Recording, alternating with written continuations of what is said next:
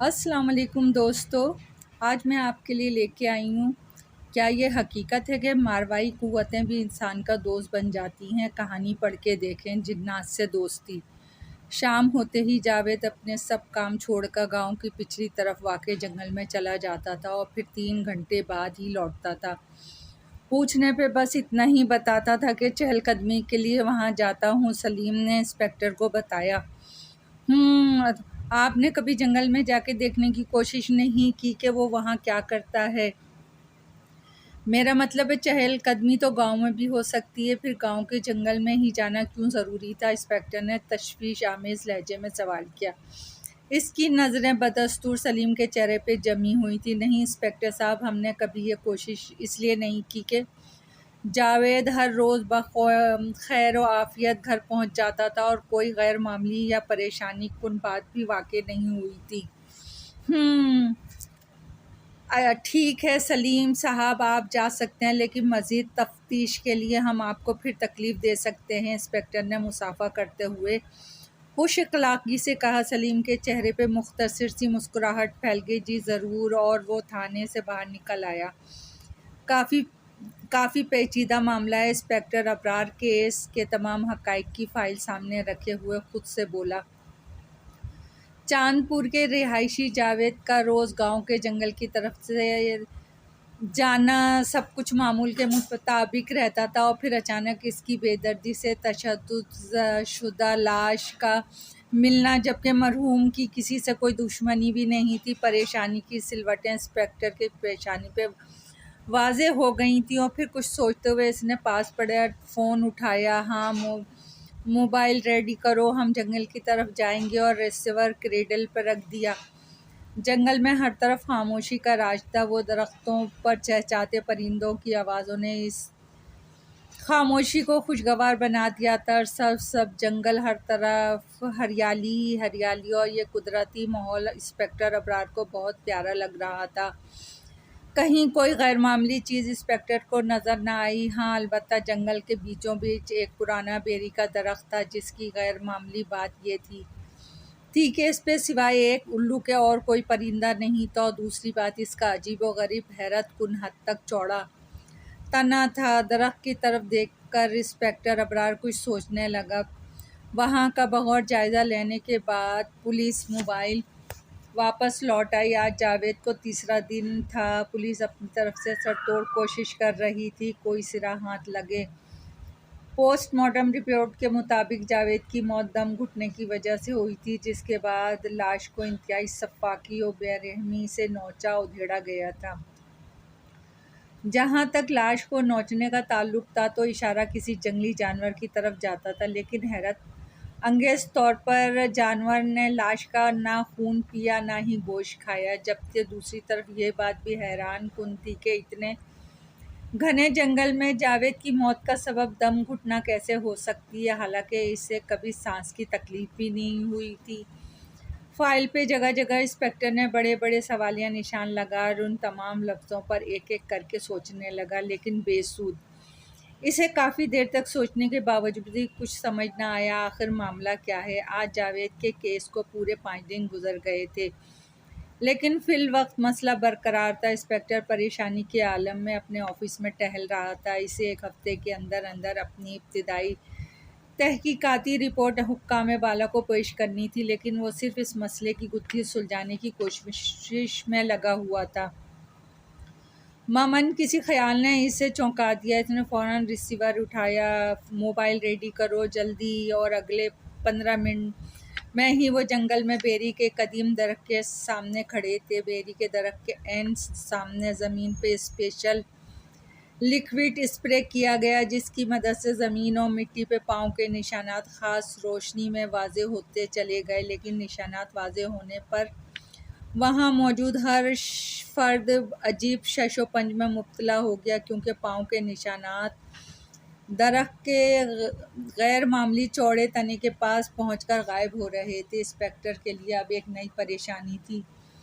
वो पहली ही बेरी की दरख्त की वजह से काफ़ी सोच और विचार कर चुका था, जिसके पेश नज़र इसने मज़ीद तहकीकात के लिए जंगल के ख़ास इसी हिस्से का इंतखाब किया था और इसका शक आज दुरुस्त साबित हो सकता था। इंस्पेक्टर ने फ़ौरन अपने साथियों को हुक्म दिया कि दरख्त के तने की दरमियान से कटाई शुरू करें। इसके हुक्म के पेश नज़र वहाँ मौजूद सिपाही पुलिस मोबाइल की तरफ बढ़े और फ़ौरन वापस लौट आए। सर, दरख्त काटने के औजार थाने से लाने पड़ेंगे। एक सिपाही ने इंस्पेक्टर की तरफ देखते हुए कहा। ठीक है, तुम दोनों जाओ, मैं यहाँ हूँ।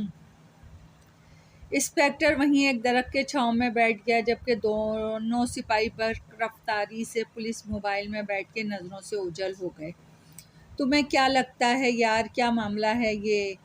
मुझे क्या पता, ये तो दरख्त कटने पर ही पता चलेगा ना। वो दोनों एक दूसरे से बातें करते जा रहे थे, लेकिन उन्हें ये होश नहीं था कि अभी कुछ ही देर बाद उनके साथ किस कदर ख़तरनाक हादसा पेश आने वाला है। पुलिस मोबाइल तेज़ी से अपनी मंजिल तय कर रही थी। वो दोनों जल्द से जल्द करीबी थाने पुलिस स्टेशन पहुंचना चाहते थे। अचानक गाड़ी का पिछला टायर रॉड टूट गया और गाड़ी की रफ्तार चूँकि काफ़ी तेज़ थी, इसलिए अगले ही लम्हे गाड़ी उलट गई और सड़क पे गाड़ी की छत की गड़गड़ाहट की आवाज़ गूंजने लगी। अंदर बैठे सिपाहियों ने बाहर निकलने की कोशिश की, लेकिन शीशा और दरवाजे बाहर से लॉक हो चुके थे। इसके लिए उनके बाहर निकलने की कोशिश बेसुध थी। गाड़ी पहली जितनी तेज़ रफ्तारी से आगे बढ़ रही थी, अब इसकी रफ्तार पहले से भी ज़्यादा काफ़ी बढ़ चुकी थी।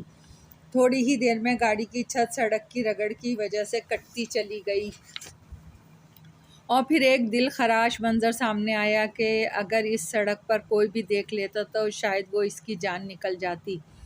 दोनों सिपाहियों के सर सड़क की रगड़ की वजह से कटते चले गए। जब उनका खून सड़क को रंगीन करता गया और वो चाह कर भी हिलजुल ना पाए, कटते कटते उनके सर, चेहरे, हाथ, धड़, यहाँ तक के पूरे जिस्म कट गए और सड़क उनके लहू से लबरेज हो गई। लेकिन दूर दूर तक ये दहशतनाक मंजर देखने वाला कोई नहीं था, जबकि सड़क पे दूर तक पड़ी खून की तह काफ़ी देर तक नज़र आते हुए अजीब दिल दहलाने वाला मंजर पेश कर रही थी। न जाने क्या राज है इस दरख्त के तने में, आज इसको काटते ही पड़ेगा, शायद तभी जावेद के कत्ल का सुराग मिल जाए। इंस्पेक्टर अबरार ने खुद कलामी की। ना जाने ये दोनों कहाँ रह गए। काफ़ी देर गुजरने के बाद इंस्पेक्टर अबरार ने बेजारी से कहा। मोबाइल फ़ोन से नंबर डायल करने लगा, लेकिन दूसरी तरफ से रब्ता ना हो पाया। इंस्पेक्टर गुस्से से ज़मीन की घास जूते से कुरेदने लगा। शाम के साए हर तरफ उभरने लगे थे। मामन इनके जहन में ख्याल आया, जिसके पेश नज़र इसने साइड जेब में हाथ डाला। वो हमेशा अपनी साइड वाली जेब में एक चाकू रखता था, जो अक्सर फल काटने के लिए वो इस्तेमाल करता था। इसने चाकू खोल कर दरख्त के तने को कुरेदना शुरू कर दिया और शायद यही इसकी बड़ी गलती थी, क्योंकि जैसे ही दरख्त की छाल कटी, वहाँ से खून की बूंदें गिरना शुरू हो गईं। इंस्पेक्टर के चेहरे पे खौफ और परेशानी के आसार नुमाया हो गया। फिर फिज़ा में घुटी घुटी चीखें उभरने लगीं।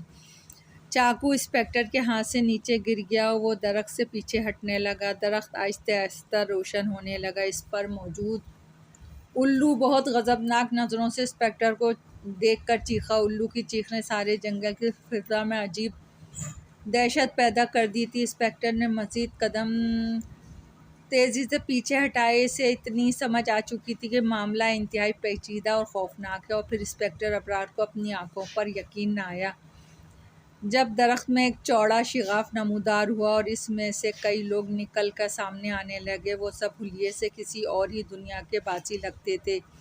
उनके सरों पे सींग होने की वजह से इंस्पेक्टर फ़ौरन जान गया कि वह कौम जिन्नात से हैं।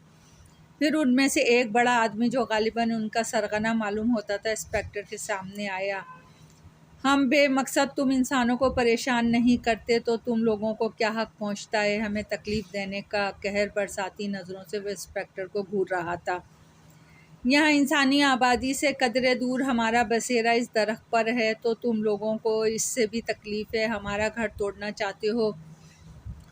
इंस्पेक्टर की आँखों में अपनी सुर्ख आंखें डालते हुए जैसे वो चीखा। नहीं नहीं, वो इंस्पेक्टर की आवाज़ हलक में ही दब गई। इतना होलनाक मंजर आज से पहले इसने कभी नहीं देखा था, इसे अपनी मौत यकीनी नज़र आ रही थी। तुम्हारे दोनों बंदे हमारा घर तोड़ने के लिए औजार लेने गए थे, उन्हें हमने ख़त्म कर दिया है। हा हा हा हा, जिन्नात का सरगना भयानक अंदाज में हंसा।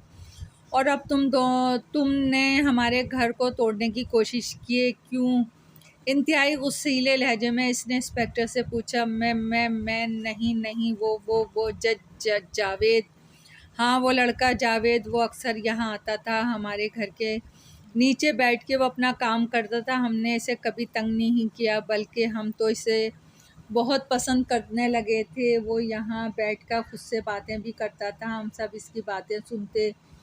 वो हमें हमारे ख़ानदान ही का लगता था। जिस दिन वो नहीं आता तो हम सब बेचैन हो जाते थे। वो भी यहाँ आके बहुत सुकून महसूस करता था और ख़ुद से अक्सर कहता था, मैं यहाँ आकर अपनी सारी बातें तुमसे करता हूँ, तुम मेरे दोस्त हो, मुझे अकेला कभी ना छोड़ना। और वो हमारे घर के दरवाजे से लिपट कर लेट जाता था। इसने बेरी के दरख्त के चौड़े तने की तरफ इशारा करते हुए कहा, ज़िंदगी में पहली मर्तबा किसी इंसान ने हमारे घर से इतना प्यार किया था, जिसकी वजह से वो हम सबको भा गया था। हम इसके बगैर अपने घर को अकेला समझते थे, लेकिन फिर एक दिन जब वो आया तो काफ़ी उदास था। इसने खुद से कहा, दोस्त, मेरे लिए तालीमी वज़ाइफ मुकर्रर हो गया है। वैसे तो मैं बहुत खुश हूँ, लेकिन इसके लिए मुझे इस गांव से बहुत दूर जाना शहर पड़ेगा। अगर बात मुझे पहले पता होती तो मैं इनकार कर देता, लेकिन अब घर में बड़े भाई और अब्बू को भी इसका पता चल गया है। वो चाहते हैं कि मैं वहाँ ज़रूर जाऊँ, पर मैं यहाँ रहकर पढ़ना चाहता हूँ, तुम्हें छोड़कर नहीं जाना चाहता। वहाँ भला मैं किससे दिल की बातें करूँगा? आखिर कौन होगा वहाँ मेरा साथी? वो इस दिन बहुत उदास था और इसकी उदासी पर हम बहुत उदास हो गए। फिर हमने खुद हिम्मत करके इस दरख्त के तने से इसे आवाज़ दी। जावेद अपना नाम सुन के चौंक गया। डरो मत, मैं तुम्हारा दोस्त हूँ, मैंने कहा। वो बदस्तूर डरते हुए पीछे हटने लगा, लेकिन इससे पहले कि वहाँ से हमेशा के लिए भाग जाता, मैंने ख़ुद को इस पे ज़ाहिर कर दिया। ये मंज़र चूँकि इसके लिए गैर मुतवक्का था, इसलिए वो इंतहाई सहम गया।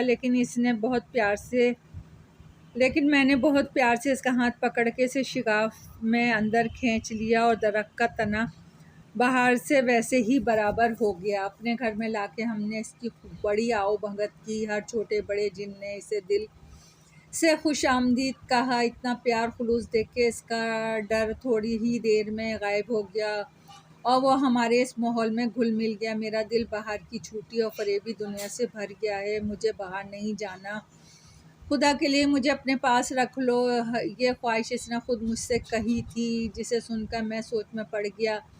अब क्या करूं? मैंने अपने सरदार से बात की तो सरदार ने काफ़ी सोच विचार के बाद यही हल बताया कि जावेद को हम वापस नहीं भेजेंगे। हमारे कैद खाने में एक कैदी सज़ावार जिनकी मौत हुई, तो हमने इसकी शक्ल और सूरत जावेद की तरह बना के इसे दरख्त से बाहर फेंक दिया और इसके जिस्म पर जो तशद्दुद और नोचने के निशानात थे, वो दर हकीकत इस जिन की सज़ा के थे जो इसने दौरान कैद यहाँ बर्दाश्त किए थे। जावेद हमारे पास खैर व आफियत से है और इंतहाई खुश है। ठहरो, तुम्हें इससे मिलाता हूँ। और फिर शिगाफ में से सफ़ेद खुशबूदार लिबास देवतन के जावेद सामने आया। इसके सर पे सफ़ेद मोतियों का नफीस ताज भी था। वो बेहद इत्मीनान और सुकून से इंस्पेक्टर की तरफ देख रहा था। इंस्पेक्टर, तुम बाहर किसी को ये मत बताना। देखो, मैं यहाँ बहुत सुकून से हूँ, मुझे यहाँ रहने दो। अब मैं इस घर का बासी हूँ और मैं यहाँ से कहीं नहीं जाना चाहता। और हाँ, हमारे घर को तोड़ने की अगर किसी ने भी कोशिश की तो हम सब मिलकर इसे बर्बाद कर देंगे। जाओ और हमें सुकून से रहने दो। इससे पहले कि इंस्पेक्टर कुछ कहता, एक एक करके तमाम जिन्नात अंदर चले गए और आखिर में जावेद भी एक दिलफरेब मुस्कुराहट होठों पे सजाए अलविदा कहते हुए दरख्त के शिगाफ में गुम हो गया। दोस्तों, कहानी पसंद आए तो लाइक और सब्सक्राइब कीजिएगा। आपकी दुआओं की तलबगार।